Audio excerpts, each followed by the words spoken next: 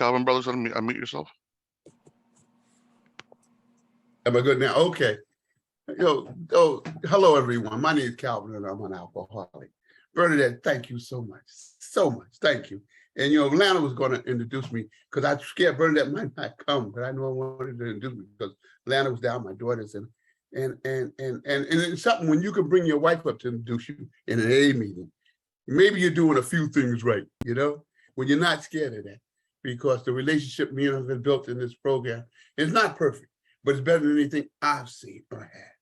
And it's because of the 12 steps of Alcoholics Anonymous that my life has been transformed into what it is, And, I thought about when I got here, I've been working with this new guy, right? And we started with doctor's opinion. This guy don't have no gray area, black or white. That's it. He basically simple. And he said something to me the other day, he said, I was telling him this cheesecake story I was telling. And the guy told me, he said, man, I don't understand nothing you just said. And I'm thinking, and my ego wanted to put a big S jump on my chest and jump up and like I got, and some say, calm down, big boy, calm down. Keep it small. You took you 30 years to learn this, and you want him to get it in too. We work with people and we give them a teaspoon, not a bucket. Sometimes I use the bucket, and he let me know you're using the bucket, dude. And so I need to keep it real simple. And like Bernadette just said, I don't know where we're gonna go tonight, but we're gonna go somewhere. And we both gonna hear this for the first time. And and what was on my heart, because I always think like what Teresa always said. I really listen to when Teresa speaks. I listen closely. What I mean? And she talked about something one day when she talked about, we talk about the 11th step, but I'm choked off from God back here in the 3rd step. I'm choked off. I am blocked off, choked off. No matter, and Teresa talked about, if I'm praying, it's like my toilet stopped. If I'm dumping clear water on top of water that's just not good, I just got a bunch of more poopy water because I got to unclog a pipe. I got to unclog my soul. Because see what happened, I've been dragging this magnet through the junkyard of life and things been sticking on it as a kid. Sexual abuse. Don't tell nobody. Don't tell nobody because the experience might not have been bad and you're scared. You don't know where to be when you're a kid. And you don't know how to tell it to nobody. Boom, sticks to the magnet. I get a little older, kids pick at your school. You got to fight all the time. You're sticking to the magnet. Bam. I get all these resentments as I'm growing older. Booms, I'm living in a lot of fear all the time. Nobody likes me. Nobody wants me around. I can't play baseball, goodness, things like that. All these things start sticking into this magnet. So after a while, this magnet gets real heavy. I'm dragging this magnet through the junkyard of life. And every time something keeps sticking on it. And I can't see, and it's getting harder and harder to pull. Until one day I pick up a drink and I don't even care that I got the magnet. I don't even care. Don't even care it's there. Until it turns like Bill Wilson talks about, like a boomerang in flight and likes to cut me to pieces. I come to y'all, right? Because I ain't got no other option. I come to y'all, 36 years ago, and y'all sat me down and told me your life can get better. My life can be transformed into something else. And I'm thinking, no. They're saying you could be transformed. So if you're anything like me, I've been conditioned or programmed, as my wife likes to say, that everything that's wrong with me is outside me. Everything that's wrong with me is outside me.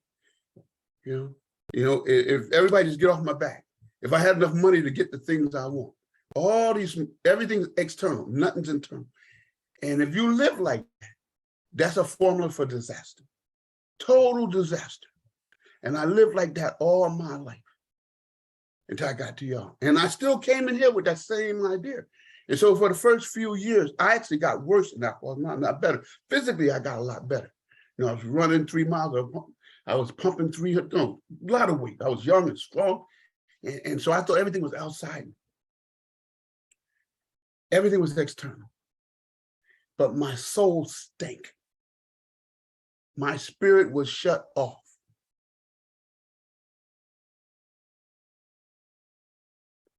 2 or 3 years in this program, and all them things I done bought, new Corvettes, boats, Jeeps, all kinds of stuff outside, wearing $500, $600, all that ain't helping at all. Because my soul still hurts. Dead sober, ain't got a drink nowhere near me. Ain't got a drink nowhere near me.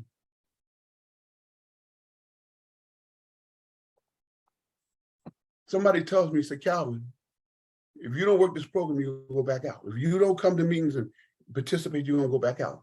I jumped dead in the middle of this thing, and I'm fellowshipping my behind. And that didn't bring me across the bridge. And when I love being in the fellowship, the greatest thing I have ever seen. I felt loved, I felt a part of for the first time. But I could stand in the middle of Alcoholics Anonymous, hundreds of people around me, because that's what my first group was, home group was, hundreds of people standing around me. And I could still feel that lonely, empty feeling that I felt all my life. With all these people around. And they yelling my name, Calvin, how you doing? I'm saying, I'm good. But inside, I still don't feel that. I don't feel that. That is the disease of alcoholism right there, at the core of who we are. And if I don't do something to unplug that pipe, my house, me and my wife living right now, is 105 years old. And I got a main that runs out from the drainage pipe that runs to the street. It ain't even there no more. It's probably, it's been formed its own pipe. But every now and then a root grows through the pipe and it clogs up, and boy, my house is not pretty. Until I get that guy from Roto-Rooter to come here and he runs that thing down through the main, and then next thing, everything flowing, the water's clean, and I'm good. House smelling totally different, right? And that's the same thing I have to do for my soul. The same thing got to do for my soul. So if I come into a 12-step program and I don't work the 12 steps, I'm still blocked off from the sunlight of the spirit. I'm still blocked off from the sunlight of the spirit. I did a real good 4th and 5th step, and I started feeling different. I mean, I could be riding down the road, something would jump up out of my spirit, and it would shake me like, you did this? It would just, because things was bubbling up, because I had pushed so many things deep down inside me that I had done. See, God ain't entering a bunch of craziness. He just don't, he's not the guy for confusion. He's just saying that ain't that guy. You know, I got to go down another road to go to the guy of confusion. This guy's not about that.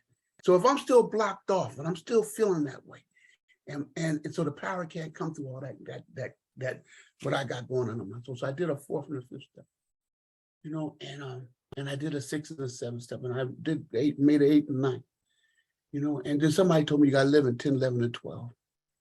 And let me tell you something, you know, I got there. And I start feeling this ease and comfort. But see, that ain't gonna keep me here. I need 10, 11, and 12. And we're gonna talk about 11 tonight. But I need 10, 11, and 12 to stay current. If I don't do 10, 11, and 12, if I don't do them, God knows the house starts getting dirty, and then I got to do a 4th step again. If I don't do a 4th step, I know where I'm getting ready to go. And I know where everybody around me going to pay. So I started to start living in the 10th step. I started understanding the 10th step promise. It says, by this time, sanity has returned. I thought it would turn to the 2nd step. No, it returns in the 10th step. Sanity has returned. I act sanely and normally. Now I need to improve my conscious contact. I need to improve my conscious contact because it's an ongoing affair. So I got to keep on improving that conscious contact with God. And how do I do that? And it tells you real simply in that book, upon awakening, right? It said, upon awakening, I asked God to divorce me from self-pity and self-serving motive. So I asked him to guide me for the next 24 hours to look ahead, you know? And it tells me exactly what I should do.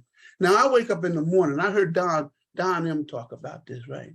And Don talks about this in this way. He said, even before he go to the bathroom, he start praying, and I do too now.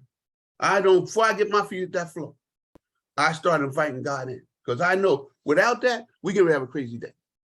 We're going to have a crazy day because Calvin get ready to get in charge. And if I don't invite God into my life at that moment, early as I can, as possible, you know, and I invite him and I say, please guide. And I believe today, my intuitive has gotten a lot stronger. And doing this thing here, One for Teresa. Teresa's a real important. Molly and Mickey and Kuna, even Vivek and all these people are very important to me. And now Nathan and Samantha, But I think a lot of times, right, the last 2.5 years that I've been coming here, out of all my 36 years in this program, has been the most exciting and the most transformative that I ever had.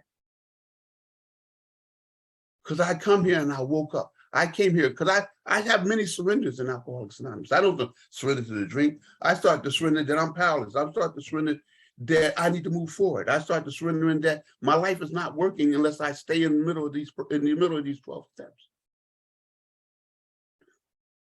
And what happened with Teresa, I met Teresa. Teresa spoke for us. She was the first speaker on Zoom for us in New Jersey. And Teresa came, and then I found about you guys, and I came here, and I've been coming ever since. I missed 1 week since I've been coming with you guys, And I've learned something. I got a partner. I sponsored this guy. He was a priest, I guess, and he teaches meditation. And me and him meditated for a year without missing a day, 1 or 2 days here and there. But every morning we meditated for half an hour. And it didn't start off like that because I was too noisy. And as I would come and say upon awakening, I would do my prayers, and then I would come downstairs and get on with him, and we would meditate. And then I'd rather meditate than almost have breakfast. If I miss breakfast, and I'm a big guy and I like to eat, so I'd rather meditate because that's how much it means to me. Because through the fact that I don't know how to quiet my mind. I have no clue about on my own to quiet myself. And believe me, they say that we have 30 or 40,000 thoughts a day. And for me to shut that down for 15 or 20 minutes is a big deal. To let that quiet come in. I can drop still in a drop of a hat now. And it's the greatest gift I've been given. And I think about the peace that comes out of that. Now, don't get me wrong. Life shows up, because life has been showing up for me and my wife for the last 6 years about this boy, right? And a lot of other little things that go on. But life shows up, but we get through. We get through. Because I trust in a power that is greater than myself. And I'm not sitting here just trying to tell you that's what I do. I really have to do, because sometimes it comes that I have no other option. When my son first got arrested, and he got arrested for some serious stuff, never been in trouble. And I come downstairs at 2 o'clock in the morning because I can't sleep when I'm scared, and he's locked up, and I'm scared, and I come down there. Because I cut this boy loose from his mama. I carried him on my back. I took him fishing. I taught him everything. This is the deepest connection I ever had with probably another human being. And I got other kids. But this connection with this kid was different. I love them all, but this was different. And I come down here and I'll sit on that couch and I would start banging, and I was on the shelf, kind of like, why did this happen? How did this happen? And then I would, after a while, the pain would get so great, I would start to pray. I said, please help me, because I can't do this. Please help me, because I can't do this. And I would say it as a mantra, please help me, I can't do this. And after a while, 2 things are going to happen to me. I'm going to either fall asleep or the problem's going to kind of move away. And that's been my experience. If I clean house, eventually, and invite the power in, and invite that power in, something will happen. And I do it a lot, because through the fact that I'm older and my breath is not long, and I know that I have to now rely on a power greater than myself. I was thinking about, just when this kid got sentenced this year, he got sentenced. And me and my wife went into the sentence. Well, apparently we're gonna be there. I never missed a court date with him, and he went to a lot of court dates, maybe 30. And I came downstairs that morning, early that morning, and I sat on the couch and I started to meditate. And something came to me in that meditation. It said, it's gonna be all right, Calvin. It's gonna be okay. I knew right then, no more fear, no more thinking about it. Let's go and see what they're gonna do, what's gonna happen. We got to that courtroom. He had 2 lawyers. One lawyer spoke, then the other lawyer spoke.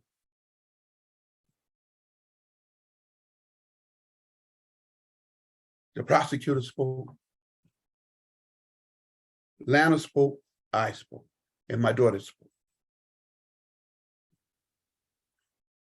When we went up there, that judge had 7, we thought they were gonna get 3 or 4, maybe 5 letters from AA. We had 70 people write letters for us. And that woman seen, that judge seen them. Judge, you ain't fooling them judges. You're just not. That judge said, she came in there to give him that, to go on and drop the hammer. She said, but come and seeing his family and seeing what he was built on. She gave him the lesson of everything. And if things go right in 8 months, about 7 months from now, we'll see our boy. And he was facing a lot of time. There's a God that works in our life if I depend on that power. But every morning when I wake up, upon awakening, I invite God into my life. I just see miracle over miracle. And sometimes I'm here and I can't distinguish a tragedy from a miracle because they look alike sometimes to me, right? Because usually out of tragedy comes a miracle. So I can't distinguish sometimes. So I just wait and see what happens, man. I just learned to wait and see what happens. You know? Me and Lana, we had a chance to go up to Minnesota and speak. We came to Canada up there too and seen all you guys in Canada. But we had an opportunity to go to Minnesota about a month ago. And I go to Minnesota and I'm from New Jersey, right? I'm from New Jersey. And so this guy picked us up at the airport, brings us to his house. And he got to leave on Sunday, right? And me and Lana's flight ain't out till Monday, right? So he leaves me in his house on Monday. He leaves me in his house with his car, and he knew I didn't want to take his car. I didn't want nothing to go wrong, you know, and I really wanted to go get a hotel room because I still got that little niche inside me that I don't think people trust me this much. And when this guy, he was like, him and his wife told us, I want you to stay. So he knew I wasn't going to take that car, right? He had a brand new Infiniti in the garage. He left the key fob, he left the garage door open, you know, and he left a note. So he said, if I get lost, because I don't know where you live at exactly, I didn't have the address, he said, you can get back to this house. And I'm thinking, I'm from New Jersey. I'm a black dude from New Jersey. You know, in New Jersey, we think everybody's suspect, right? If you can live in New Jersey, New York, and Philadelphia, you can live anywhere, right? We think everybody's suspect, right? And here's somebody trusting me with everything they got. And once, as he told me the other day, I'm going back up there for Gopher State, he said, when you come back, you stay with me. Where does this happen? And he only seen me in these little blocks. He never seen me before. Just like y'all looking at me and listening to me now. There's power on Zoom. There's power in these squares. There's power on these squares. There's power in them 12 steps. I'm a member of Alcoholics Anonymous, and I've grown up here, you know, and I've learned, you know, and I've seen the transformation in me and my wife. I've seen the things that we do. I see her upstairs working with her girls. I'm downstairs working with the fellas, and I see what we do. And when we're in trouble, when we start thinking too much about our son, and we start worrying about him, or he don't call for 4 or 5 days, we go into a detox together and carry this message. That's what we do. We go every month to the sober house. You know what I'm saying? And that's what we do. You know, and we're not spring chickens no more. And we still go in there. But every time that we go in there, we walk out transformed. We went in there last night. We walked out transformed. You know, I sit here and I think about the things that, the journey that I've been on and the things that have happened here to me.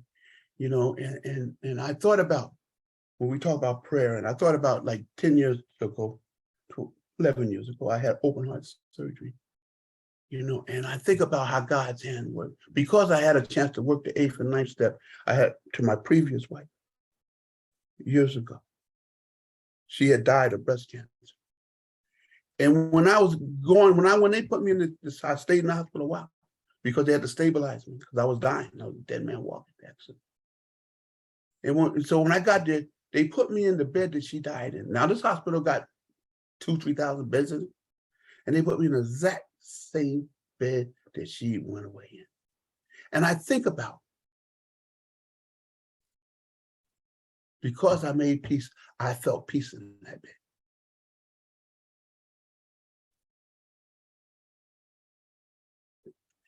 Like I said, I don't know a tragedy from a miracle sometimes. I don't know a tragedy from a miracle. You know, I'm so grateful that I had the opportunity to come here tonight, you know, and to talk. I was supposed to talk a few weeks later, but somebody kind of Ali called me, and he was in a lot of pain. And, you know, and he was hurting pretty good, you know, and he said, Calvin, could you help me out? And I said, absolutely, man, I'll step up. Because I'll do anything for Alcoholics Anonymous, and I'll do anything for this group, because I love this group, and I love the people in this group, and I love the people who come to this meeting. I got a daughter, my oldest daughter, she's 46 years old. She wouldn't talk to me for 5 years, not a word, not a word. There wasn't nothing I could do to fix it. It just happened, and whatever was going on with her it goes back to see when she was a kid, that she wanted me with her mother, and that wasn't going to happen. You know? And she just always just threw darts. But I stayed sober, and I always was loving towards her, always. Because I know what mess I made. And she said, one morning I'm sitting upstairs, and she calls. And she said, Daddy. I said, what's up, baby? She said, I'm suffering from the disease of alcoholism. She said, what can I do? And I told him, you go to the meeting tonight, because she lives in Pennsylvania. And so you go to the meeting tonight. And you tell them what you told me. And they grabbed hold to her. And her husband said, when I fly in tonight, I want you out. And she walked to the meeting that night. I knew she was on her way. 9 years ago, the girl, 9 years old. The girl came in here and got busy working these steps, and she had a transformation. She became rich. The girl is rich. She was still in shower curtains out of her first apartment when she first got sober. Girlfriend rich today. She rich. And I think about, you know, and me personally, I was more afraid for it now than I was then, you know. But she just opened up her shop for herself, another business. And she opened up a spiritual shop. This Reiki thing, you know, she was crazy over this Reiki thing. And what happened was, when I seen her trying to drifting off the AA beam, I got scared, because I know our connection was AA. She would call me 2-3 times a week. We talked for hours. Somebody I had no relationship with. And God had put her back in my life, 100%. And I got a little nervous, and I started trying to lean her back towards AA, but I seen her starting to drift back. I seen her starting to push back. So what I did, I went to find out about this Reiki thing. I got involved in what she liked. And then when I talked to her, I started asking her questions about what she liked.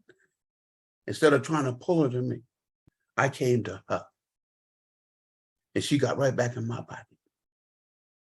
But it wasn't for prayer and meditation. It wasn't for upon awakening, asking God and inviting him into my life where I could even do these things, because you just like me, I just like you more. I don't care if you're my kid or not.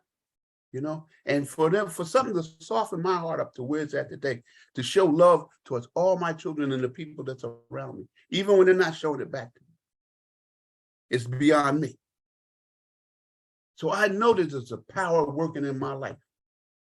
And that transformation didn't come by reading a whole bunch of books. No, it just didn't. This is what it came about. I read a lot I do read books, and I do, but it came about going through the tough, going through the pain of growing up when I should have went through when I was a young guy. Now I'm growing up as an older man. And I'm leaning into the pain instead of running away from the pain. The pain won't kill you. I hated pain. I hated uncomfortability, but that's a part of life. It's a part of our lives. And the more I grab hold to it, the greater it is. The greater the gift is, the more I can see, and the more that I connect with God's spirit. Because the more I get out the way, it pushes me out the way, because there's no other option. And I don't suffer well, so I go fast now. I don't suffer well, you know? And I think about today about my intuitiveness, you know? I was at the convention, and when we talk about be still, know that I'm God, right? We talk about that a lot in this program. Be still, know that I'm God. I'm at the convention. And so me and Lana go to this Al-Anon speaker. Probably the greatest speaker I've ever heard was this Al-Anon speaker. And she talked about what was an Al-Anon slip. She talked about it because I didn't. And she said she would go find her husband's bottles, right? And she would put them on the table. Look, I got you. I know you're drinking and I got you. And so the next time she called a sponsor, told a sponsor, I know where his bottle at now. It's in the bird feeder. And a sponsor told her, if you go touch that bird feeder, you touch that bird feeder, you had a slip. You start again. Me and Lan and all of them were sitting for breakfast Sunday morning, and a couple guys I work with, and just a bunch of us sitting there.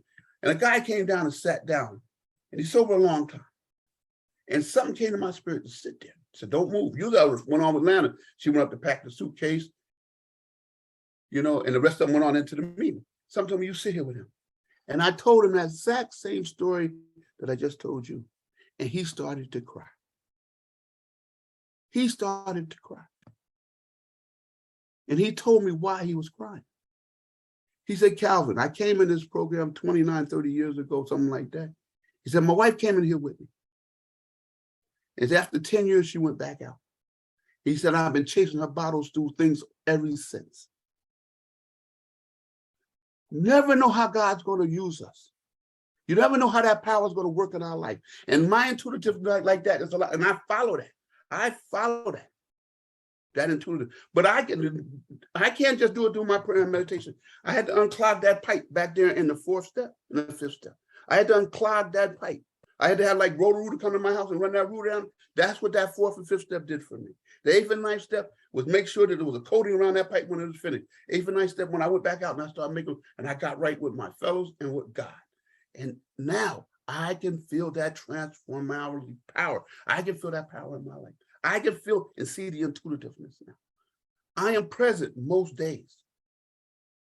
When I'm present, I don't miss the hand of God. But when I'm distracted by a lot of nonsense, I do. And I know right when I get distracted. I can be in a meeting and somebody will say something, I go off on that one word or something. I had to pull myself back to the meeting, right back to what is that person saying? Because I'm so easy, the first bouncing red thing to bounce by, I'm gone, right? But I'm learning, y'all teaching me how to stay present in Alcoholics Anonymous. Oh, everything I've learned from y'all. Everything. I've been chasing, I like when, and I'm going to wrap this thing up, but I like when Bill Wilson, real interesting. This dude's an interesting guy, man. I like when Bill Wilson was in the Winchester Cathedral.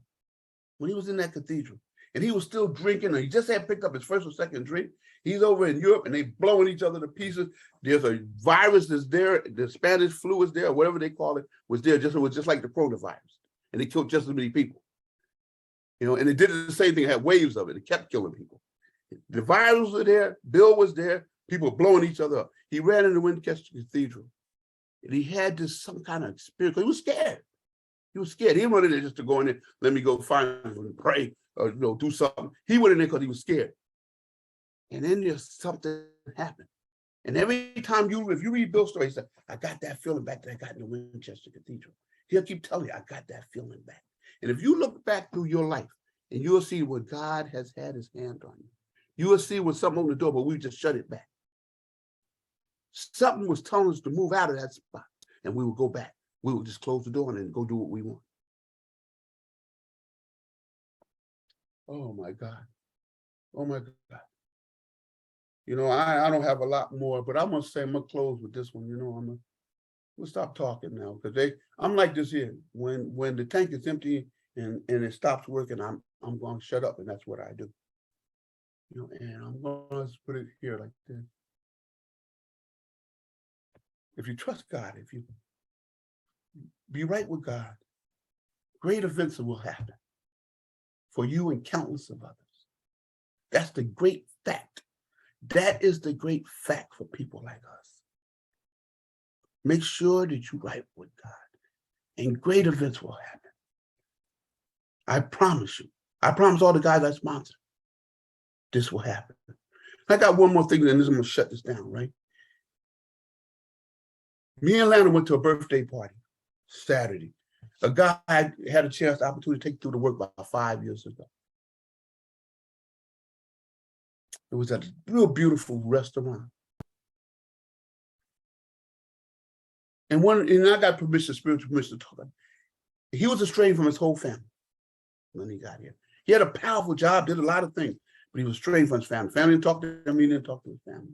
And through the men's process, by the time we got through the steps, first we was back this bus up a minute. The first thing, when I'm taking somebody through the steps, I ask them not about we agnostic or there's a solution. Kind of figure out where they at with the higher power or not with the higher power, you know. In whatever way, I'm still there with you. He said, Calvin, I don't believe in God. He said, I don't believe him at all. He about 5 years sober. I don't believe him at all. He said, but I believe you believe. He said, I'm going to follow what you say because you believe. I'm going to do it. And I knew we on our way then. Because it don't matter what you believe so much. It does in the beginning, but it doesn't. It matters the actions that you take. And he was willing to take them actions. So when we went through the fourth and fifth step, he got straight on what had happened in them relationships with all them people. Because by the third or fourth person, you'll start seeing the pattern. You'll start seeing right where you show up at. So he go back and make amends to his sister, the one right over him. There's 4 of them. And he's the third child. And when we was there, and his brother said, sister went and told his brother that this dude is different. He has changed. Our brother has changed. So his brother wanted to see him. His brother told him, I'm not doing well right now with certain things. He said, you got an extra pair of boots at the house? He said, no. He said, we got size. But he went home to Amazon, ordered him and sent him a pair of boots. You know, and he made him, you know, and I'm at that dinner Saturday night for him, for his birthday party. And his whole family was united. And they was all there and they was glad to be there. That's the power of Alcoholics Anonymous in them 12 steps. That is the power. And he came over to the table. He said, Calvin, the boots. When they say it's something we shall not miss, it is straight up truth. Straight up truth. We should not miss this. So please, if you do anything, if I got anything out of this thing I talked about tonight, get somebody to know them steps and take you through so you can have an awakening. When you get at the 11th step, you can have a conscious contact. Just please, if I give you anything. Thank you, guys. Thank you. Thanks, man. Diggity, Calvin. Jeez, Louise.